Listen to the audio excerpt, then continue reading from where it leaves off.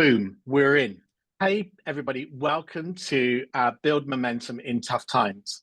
I'm Jonathan from Markle Partnerships, and it's wonderful to see so many bright, happy faces in the room.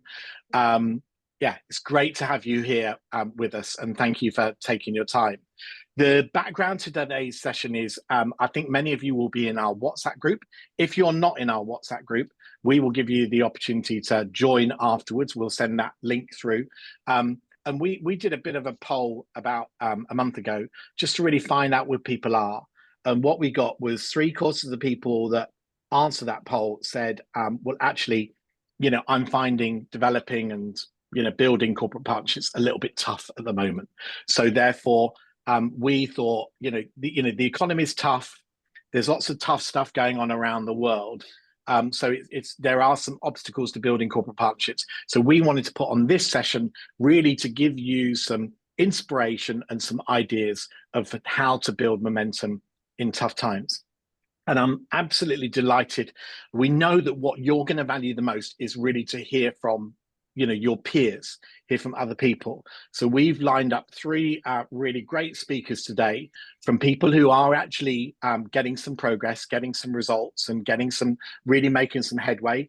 That I'm sure they will tell you they haven't got it all perfect. They are having some obstacles too. But I'm really delighted to have 3 speakers here with you today. So first of all, we're going to hear from Louise from the Felix project, and then we're going to hear from Rachael from Sea Changers.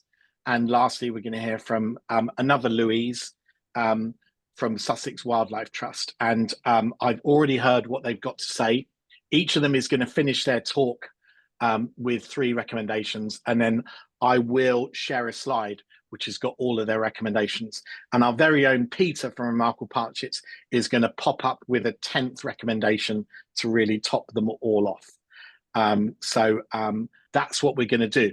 So that's going to be the first half of the session. And then the second half of the session is we're going to send you all, as if by magic, into breakout groups. And you're going to get a chance to, with some of your peers on this call, to sort of share how things are going from your point of view, and then agree with each other just one action that you're each going to go and take as a result of this webinar today. Does that sound all okay with everybody? So exiting out of this webinar after 1 hour, you're going to have 10 recommendations to build momentum. And also you're going to have shared a bit about where you are, and you're going to have a key action that you're going to take forwards. That sounds like a pretty good deal. Yeah, happy with that, team? Awesome. Thanks for the thumbs up, Gerda. Much appreciated. Okay, so this is where I need to really be quiet and shut up and hand over the reins to Louise from the Felix project. And I'm delighted that Louise can join us, because Louise has an incredible track record at building some of the most successful corporate partnerships in the UK. So it's brilliant to have her wisdom on this call. Louise, you like the big build up? So over to you. As discussed, you've got 4 minutes. Wow, that's a fair bit of pressure to start with that. I have been in the sector a very long time, which helps towards that level of success that's happened. Cool. Okay. Do you want to put my slide? Are you going to wait till the end to put my slide up, or do you want to put it up now? Wait till the end. Okay, all right. Okie doke. So I'm Louise. I work at the Felix project. I've been at the Felix project 4 years. Just a tiny quick run through of that charity in case you don't know who they are. It's a London-based food redistribution organisation, part of the Fair Share network, but a standalone charity, who've had like significant growth, as you can imagine, since COVID hit, on a massive trajectory to continue growing. In fact, before 2030, we're going to double our output. Wish us luck with that.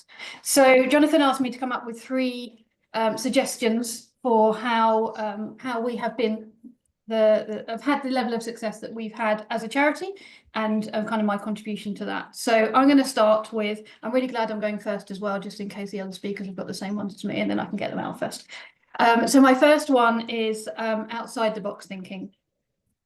So we all work on traditional charity of the years. We all hate them, but they are bread and butter. They have to be done. There is a move away from charity of the year, as we all know, but this doesn't mean that, if charity year process doesn't fit your charity, doesn't mean the door is shut for you. Find a way in. And the recommendations for that are to get your foot in the door, look at your prospect companies and look at where are their challenges and how can you help them with that. For the Felix project, and I feel a bit of a fraud because it's kind of easy for us because we've got this group volunteering offering that I am very conscious very few charities have. So I'm not going to major on that because I'm sure everybody would probably want to smack me in the face for it. But there are other ways that you can get in the door, whether that is working with them over their UN sustainability goals. How many of those does your charity cover? Can you create the grid? So we have 8 of them for Felix Project, and we have the logos with all the different ones on it, and we highlight which ones we cover. We blank out the other ones because we don't need to worry about them. We just want to focus on the ones that we highlight. We chuck that up on LinkedIn every so often. We use that as part of our negotiation to get in to speak to companies. But that might not be something that works for you. So there's lots of other options. Something that we do is we offer an intern workshop. For us, we do that based around food waste. So in the main, majority of companies have graduates and interns coming in on their first few days in, their first week in. HR really struggle to fill their time. They bring in a lot of internal inspirational speakers to talk about all the different things that the business is doing, and then probably bring in their charity, their CSR team, their community affairs team to talk about what the business does with regards to charity as well. But they'll always have a gap. And so we kind of try and fill that gap by saying, let us come in and do a workshop. We'll talk a bit about the charity, and then we'll challenge the interns to do a food waste challenge. So we put up the 10 most wasted ingredients that we have through the charity. We allow them in teams to select 5, and they have to then create a recipe. They don't have to make it, they just have to, and they have to pitch it back, and they have to pitch it. So they're doing their public speaking as well. And it's just a way to fill a gap, but it means that we're our foot in the door, and it's in with HR. And once you're in there, you start to work your way around from there. So that's my one around outside the box thinking. I'm conscious that I've got to be quite tight on time. Charity, like the door shut for Charity of the Year, create a strategic offering, make something that makes you different from other charities, and go in and talk to them about that strategic offering. Bit of inside information, Wheel, the law firm Wheel, just had a response from them today. Felix is too big for them with our income now. They're looking at smaller charities. They're like, but, you know, we can talk to you about volunteering. So I'm straight back in there and I'm like, okay, we can talk about a strategic partnership if you wish. You're not just going to get volunteering from us because you're not a partner. But, you know, that kind of whole, like, use the word strategic differently from how it's been used before. It's not necessarily about them covering all the challenges that you have, which is how strategic's normally used. Just think about, like, okay, so we've got this one bit that we can do for you. Let's create a strategic partnership. But that's got to come with money. So that's where it goes to my second point, and which is know your value. Have confidence in your brand and the value of your brand. Do an audit around the corporates that are already supporting you and the value of them and the association with them. So as an example for us, we work with Canary Wharf Group, and across their estate, they have marketing opportunities. So they have these big screens all over the place. So we have their rate card, and we can go out to our corporates and say, if you sponsor our stair climb and your logo is on our marketing, which goes across the estate, that's the value to you. And we can take that right back down to how many people are going to see that and who those people are. That's our value. And so we're now really strong in our offering. Again, I understand it's not the same for everybody, but have a look at maybe trying to create a matrix. Look at what you can offer and put it into levels. So you've got it there. And that's an internal document, but you have like a strength behind you that tells you, you know, when you go into negotiation, it's, I know my value. I know my charity's value because this is how we've got it set out. We obviously get quite a lot through group volunteering. We don't just allow anybody in for that. We have a one-pager that goes back out. So anybody who inquires as a corporate, we go, that's really lovely, but we're partner first. And this is our partner offering. And it's broken down, but we don't go anything below £10,000 on that. And we're really clear on that. If they want to support with 9,000, happy days, but they're not coming to volunteer. And because we're so clear and we've got that documented and we all stand behind it, it means that kind of that strength in our, you know, we know who we are, we know what we're worth, and we know that we've got something that everybody wants. So we're really strong on that. And I really advise you to try and stick with that if you can do that as well. That's in the main for us, that's inbound, which is again rare, and I'm aware that inbound new business is rare, but consider doing that for your prospecting as well. Set your level. So if you've got a team and each member of that team is at a different level and they are allocated prospects of a different level, have a look at your lower level and see if you are underselling yourself. We've just recently moved from looking at prospects that are worth £5,000 a year to £15,000, and that's both inbound and outbound. So, proactive and reactive, sorry. So our kind of junior member of our team anything under 15,000, if once she realizes it's that level, it's out. Like, we just don't, like, I don't want her spending her time focusing on something that's too small. Now, everyone's level is going to be different. 5,000 for some charities is an epic amount of money, and I don't want to take that away from anybody, but just work out what your lower level is and how much you're prepared to commit to that and stick to it. Got one more, I'm going to run out of time. And my last one is the ability to say no. It's very similar to know your value, but my first ever manager, I don't know if anybody is aware of the name Fretha Vincent. If you are, you'll know. It's an absolute force of a woman. And she gave me, it's like 25 years ago now, the best tip ever. And it was, when is a gift not a gift? When it takes more than it gives. And that's when you need to say no. So if somebody is asking for more of you as a charity than you're getting back, have the confidence to say no. The world is not going to fall apart because you turn something down. Actually, it's really cathartic to be able to say, we can't do that. And you don't want to close that door and say outright no, but it's like, that doesn't fit within the way that we're doing things. You know, it doesn't fit within our focuses right now. This is what we do. This is our offering. Will you come on board this way? And if it's a no, then it's not a fit. And actually walk away, because it's going to take more from you than you're able to give. And if that's happening, then you can't give it to someone who's willing to give you a bit more. So, yeah. So unless there's a clear, bigger picture in a small offering, like you can see, like if we do it this way, you can clearly see in a year's time, it's going to have more value. In 2 years, it's going to have more value. If that isn't clear for you, then stop wasting your time on it, because your time is worth a lot more. As a fundraiser, you're paid to do bigger and better. So that is my advice, is have the confidence to say no. Did I fall in my 4 minutes? Perfect, Louise. Yes, yes, you were amazing. And I put all of those 3 recommendations from Lou in the chat, but also I'm going to give you them all in one slide at the end of the 3 talks as well. So Lou, thank you very much for those 3 recommendations, which are think outside the box, know your value, and ability to say no. Perfect. I particularly love this idea of, you know, you just really been clear about what is your value as you walk into partnerships. I think it's so important, because then you know what your walk away point is. And that's such a shift, because it's about having smaller number of high value partnerships rather than lots of little ones. Right. We move from Louise over to an equally talented and inspirational corporate fundraiser. And I know Rachel is doing some absolutely brilliant stuff at Sea Changes that I know she wants to love you about. She may even have, Rachel, I've got it if you need it, an infographic that she's going to share with you as well. So over to Rachel. Thanks, Jonathan. Oh, Louise, that's a hard act to follow. I'm going to start my timer.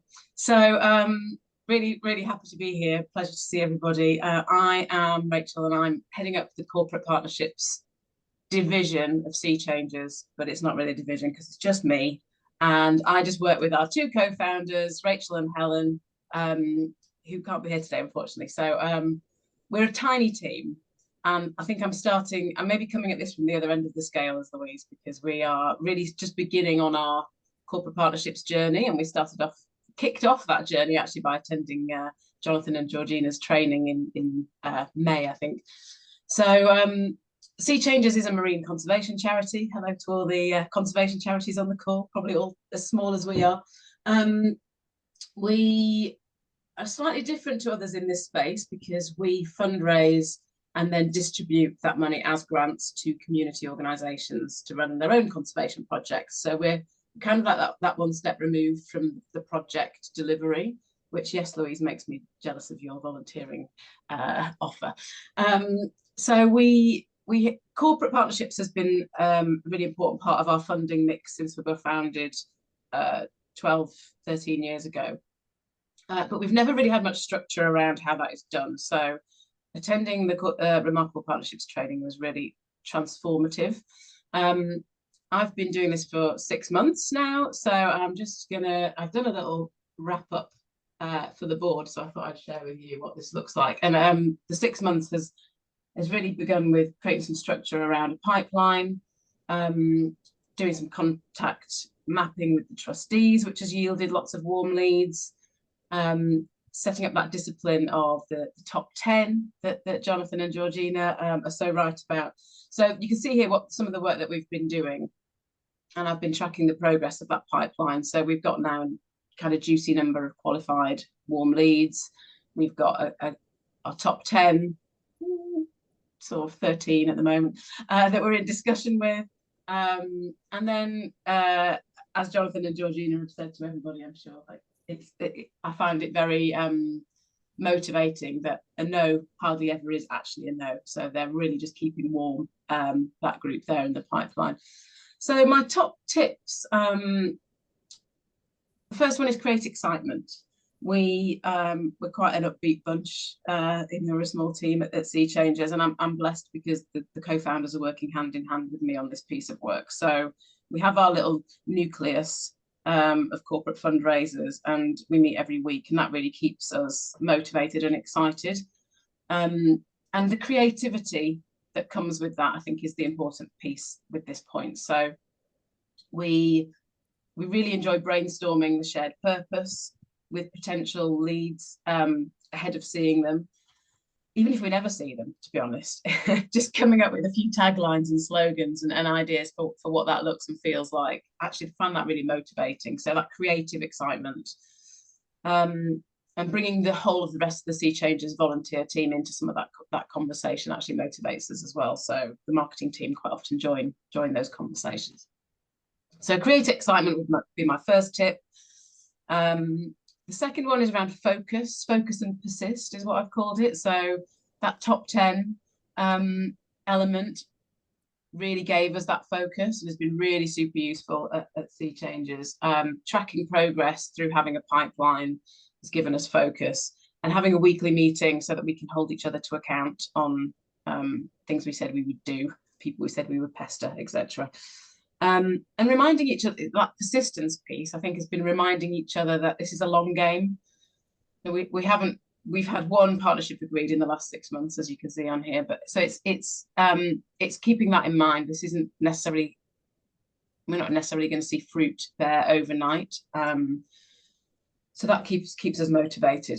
And then I've gone over my 4 minutes. So my last tip was around engaging with the cause. As I said, we were slightly removed from the project delivery. So it's a little bit more difficult for Sea Changers to help corporates feel and see and experience what the type of projects we enable. So we set up a project showcase a couple of weeks ago.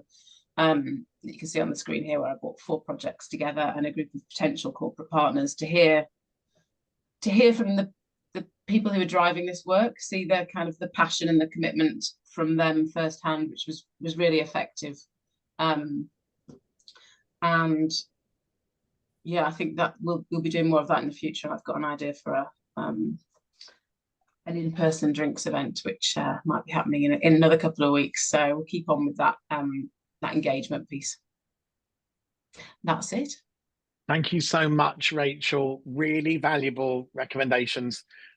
I love all of those, of course I do. But the one that really jumped out to me, and when we covered this when we were doing our preparation for today's call, is I think you said a brilliant line, which is you've got to create something exciting to engage companies with. And you said something very wise, which is said, look, how can I get them excited if I'm not excited first? So it's like, I've got to first of all get me excited, then I can go and take that effervescence, that enthusiasm, and spread it into the company. But so often we're trying to pitch something, I think, or propose something or talk about something that maybe we're not excited about. So I think that's a really great recommendation. And I absolutely love your infographic. I hope that's inspiring for others too. Great. I will share the infographic afterwards as well in the follow-up email, if that's okay with you, Rachel. Okay, right. So last but by no means least, we're going to go over to Louise from the Sussex Wildlife Centre. And when I spoke to Louise in preparation for today's call, she has so much wisdom to share. So I want to tee her up to share her 3 recommendations, because she's out there doing it right now. Hello, everybody. two tough acts to follow, and Jonathan's bigged me up a bit too much, I feel. But anyway, we shall continue. I am from Sussex Wildlife Trust, so a very small local charity, another conservation charity as well, like Rachel. And I'm the only one that does anything to do with partnerships within the organisation. So that's both with corporates and with the community partners as well. So yeah, it's just me out there doing different things and getting people engaged in what we do. So what we've recently done is we've just we've done our strategy and launched our new strategy. And one of the key things that we're doing, which we're getting good success through, is actually focusing everything around our strategy. So that's across the whole organisation as well. But that's while we're working with our partners as well. So we're showing them new strategy, seeing how we can have joint goals within it and things like that as well. So we're also using that strategy to look at our existing partners and our new partners as well. So as Rachel mentioned, the Dream 10 as well, who are our prospects? They've got to be fitting in with our strategy for it to work for us. And hopefully it will work for them as well if they have the same ethos as what's based on our strategy as well. So we spent a lot of time looking at that to see how we can move forward to engage more companies in our strategy, and then following that, support has followed. And the second thing that I've been looking at is actually talking to our SLT and trustees and explaining to them how partnerships work and how we focuses on strategic partnerships. And the focus for us is not all about the money, which a lot of, especially our trustees, were a bit like what you're talking about here, but it's not just about the money. There's so many other things that we can use our partners to do. So we're getting a lot of pro bono support, which is great for a small local charity. We're getting PR support, IT support. We're getting electric vehicle and things like that. So there's different ways that they're bringing value to us as a partner, if it's not actual funding as well. But I had to present this to our SLT and our trustees to try and get them on board with that, so they understood what it works. And we're also having a lot of our partners who are sharing their little black books with us now, which is lovely, whereas before we were scared to ask. And we're also doing the same with our trustees, asking them who do they know that have the same backing of our strategy, are interested, have that ground roots, because a lot of our trustees are in the conservation sector, or they could be working for the government, fisheries, things like that. So it's getting the people, local people, on board to support us, and through that by using their contacts, which is amazing that they're actually allowing us to do that now.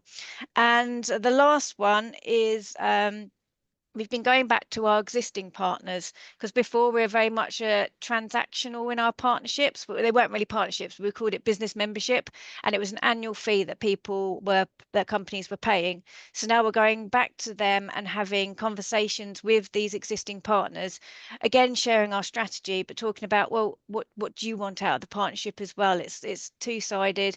We obviously have fantastic volunteering opportunities as well, sorry Rachel, that we can offer people, and there's other ways that they can get involved. And we're also doing events where we're bringing all of our partners together so they can share collaborative as well to reach our strategic aims and goals as well. So they're kind of ambassadors behind us and helping us to move forward. So those are kind of my 3 points to share with you guys, and hopefully you found them of use. Awesome. I got them in slightly the wrong order as I put them in the chat. So well done, Louise. So Louise's first one was about go back to your roots. So I think the power of using your strategy to engage companies is really great. Then she spoke about, don't forget about your, well, first of all, it's not just about the money. And then she said, don't forget about your current partners. And I think this really brilliant thing about, what Louise is doing at her charity, she's thinking about, right, what are different ways that I can engage companies? And, that's some of what Rachel was talking about too. And so she's saying, right, well, one of the ways is maybe I can just start by engaging them about the strategy. Or the other thing is, let me not make it that money is the first thing that I talk to people about. And that our experience is that the most powerful long-term partnerships are ones that have begun where potentially what you do together is something beyond just money, because then you're partnering together truly on the cause. Thank you for those 3 recommendations, Louise. We've got 9, which is a number that we feel uncomfortable about. So we're just going to add a 10th recommendation to that. So we're going to bring in our very own Peter Chiswick, who is an absolute sales tour de force. So he's going to come in with his insight from the corporate sales world and just give you his number 10, which is the one that he's always focusing on. So Peter, do you want to give us recommendation number 10? Thanks, Jonathan, much appreciated. Okay, hi everyone, lovely to see everybody on the call today. I want to focus on understanding your corporate prospects' pain points. That's my 10th recommendation to everybody on here. So when you start talking to a prospect, what you immediately need to be doing is focusing on uncovering their challenges. That's really key. And by doing that, what you're doing is you're moving away from selling your mission to providing solutions. And what I mean by providing solutions, how can you help them with their employee retention? How can you make them stand out? How can you help them with their ESG strategy? You're incredibly valuable to a corporate. You've just got to uncover how you can provide those solutions. So by doing this, you're moving away from closing the deal all the time and pushing them to starting to build trust. By building trust, by demonstrating you're supporting their commercial priorities. And finally, I just want to say that if you're helping solve their pain, you're helping improving your chances of success. And the reason for that is because you're relevant to them. You're relevant to their success, so you're a priority. So the number 10 one is absolutely understand your corporate prospects' pain point. Jonathan, back to you. Thank you, Peter. And I couldn't agree more. You know, we talk about this all the time. You know, ultimately, when companies come and meet with you, wherever they may meet with you, the key thing that's going through their mind is what's in it for me? What's in it for me? And so therefore, if you can help identify what is their big challenge and position your partnership opportunity to help them solve it, exactly as Peter said, you know, then you're going to get traction, you're going to get partnerships.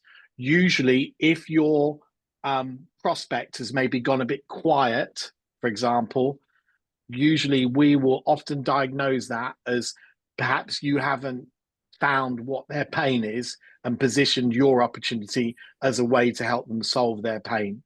And that is, you know, a way that is going to help you create more major long-term partnerships. So thank you, everybody.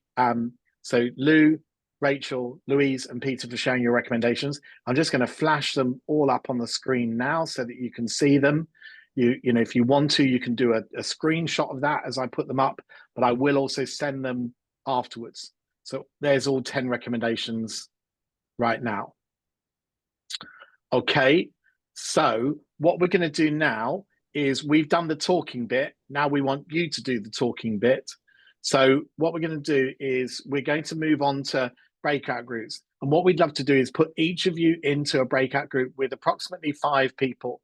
And in that session, we want you, each of you, to share, just share where you're at right now. How are you getting on with building and delivering corporate partnerships right now? And then what I want you to do is finish your share. So at the very end, just finish with what's one action that you're going to take on corporate partnerships as a result of attending this webinar today. And each of you is going to have 3 minutes.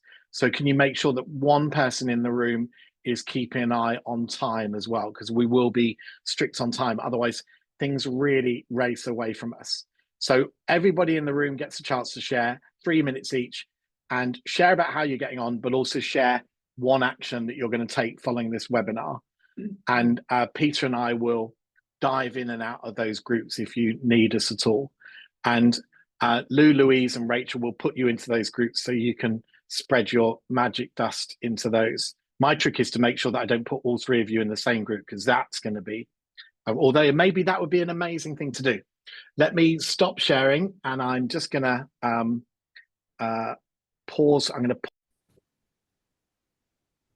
Okay, great. I think that should be everybody back in the room now, or very shortly. I hope that was all useful to you. What I would just love to do is just to invite maybe 3 people just to share what was the action that you're going to take as a result of that conversation. So could I just have 3 people volunteer? Maybe you could just raise your hand if you want to volunteer. Anybody want to volunteer to share their action? Don't all shout at once. Anybody fancy doing it? Siobhan, number 1. I can't see if anybody's sharing on. Lizzie's number 2. Great. Who's going to do number 3? Siobhan, Lizzie, and Rosanna. Okay, we're going to do those quick. Right, okay. Siobhan, you're up first. What's your one action? Apologies. I'm going to get an internal document that sort of like documents our value, because this is an ongoing thing. It's always cropping up. It's like, is the PR value worth it? We're running around like headless chickens, not giving us any money, etc., etc. To get something like that, so we can sort of hold ourselves accountable to what our worth is. And I'm going to persevere. Great. And I think it's that bit is about, you know, value is often a feature of not so much about what is this going to cost you, Siobhan, but more about what's the value to the company. And I think, but it can be a really useful exercise to actually work out what is the value that you're bringing in terms of, you know, the profile, the exposure to new clients, but also the motivation for colleagues.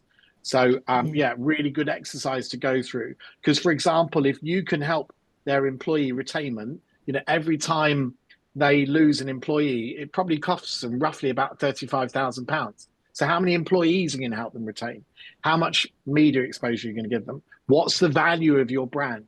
You know, I know that some of the most successful charities are saying, right, you know, for a small to medium-sized charity, I think it's an element of saying, right, okay, let's set our threshold of 25K, for example. But I sat next to somebody from WWF who said, right, we're up for doing a cause-related marketing program, but we want to tell you that our threshold for that is 200,000. It's good to think, realize what your value is. It's so important. Well said, Siobhan. Love that. It's going to be, you know, it's transformational, knowing your value. Okay, Lizzie, I think you're up next. Yeah, thank you. Yeah, just following on from Siobhan as well. Just knowing our value again, because Frank Water has got a really great brand, actually. We've done well on that side of things. But just listening to Zoe Blake from St Mungo's, you really made me think about looking at creating more of a value matrix, mapping it out, is what Zoe just said, and I love that. And really the same thing as us, you know, although it's hard at the moment to get those donations in, not being afraid to raise the level of what we're accepting. That's my main takeaway. Yeah. I think there's a reality is it takes me probably just as long to land a 25K partnership as it does to land a 250K partnership. So why not? Let's go 250. Oh my Great. God. Roanna, you're number 3. Hi. Rosanna, sorry. Rosanna, that's all right. Yeah. So I am going to be taking on Peter's tip in terms of really understanding a company's pain points and, you know, how we can help. I've got a meeting with a prospect tomorrow, a first meeting. So it's kind of refreshed my way of approaching that introductory meeting. At English Heritage, we've got so many projects that people can get involved in. It's often really difficult us selecting what a corporate might respond well to. So by going in with this way of listening and really getting from them what they need, we can then match that up to our projects. Yeah, start from there. Start for, you know, think about how do you align, but then start from what's their problem and how can you build something that can solve it. Love that, Rosanna. Well done. Great. Thank you, each of you, for sharing your actions. I hope that each of you were able to identify an action in those sessions. I just want to finish with one last opportunity for you, which is basically to say, as a next step, what we would like to suggest to you and recommend to you is, here's our suggested next step. You can book a call with our very own Peter Chiswick, who is just a sales genius and has brilliant advice to share, as you've already seen. And he is happy to book a 3-minute call with you. And on that call, he will help you create your action plan to build momentum. And honestly, folks, it's incredibly valuable. So I recommend you take it up. If you want to book this call, then just email Peter. And his email address is peter@remarkablepartnerships.com. And he would love to have a conversation with you. Nothing makes Peter more happy than helping corporate fundraisers get results. So in truth, just do it because you're helping make Peter's day, but do it because it's a great thing for you to do as well. And just one last thing I want to share with you is we have had such, we've seen the interest that's been taken in this session. So we don't plan to stop here. So we will be holding another free webinar in January. So keep your eyes and ears out for that. So we'll let you know about that. We're probably going to make that one a little bit longer and a little bit more participative. So actually one thing you'll do on that session is actually also get a chance to, practice using a tool that can help you secure corporate partnerships. So, but we'll tell you more about that. Our current working title for that is Jumpstart January. So, and we will tell you more about Jumpstart January in the near future. I would just like to ask you all, just as a final one, can we just do a bit of a wave and a screenshot from the camera so that we can, is it all right with you if we share about this on social media afterwards? So just if everybody does a wave, and then I'll try and do, I can't wave and screenshot at the same time, but yeah, okay. Thank you so much, everybody, for joining. If this has been helpful to you, we would love you to, maybe perhaps, when we share this on social media, just give us a like. But in truth, what we want most of all from this is that you feel emboldened, you feel courage, you know what extraordinary work you're doing, and more than ever, you realize the enormous value that your charities have to bring to corporate partnerships. And all we recommend you do is just go on and just give it a go. The reality is, as the picture shows, the reality is momentum just starts with one action, and then the balls start knocking together, and then all of a sudden you've got momentum. So just take one action. Don't worry about the outcome. Forget about that and just go out there and keep us posted as to how you're getting on. Thank you for doing such special things. Thanks for building partnerships, and we will see you again very soon. Thank you. Thanks, Jonathan. Thank you very much. Thanks, guys. Bye.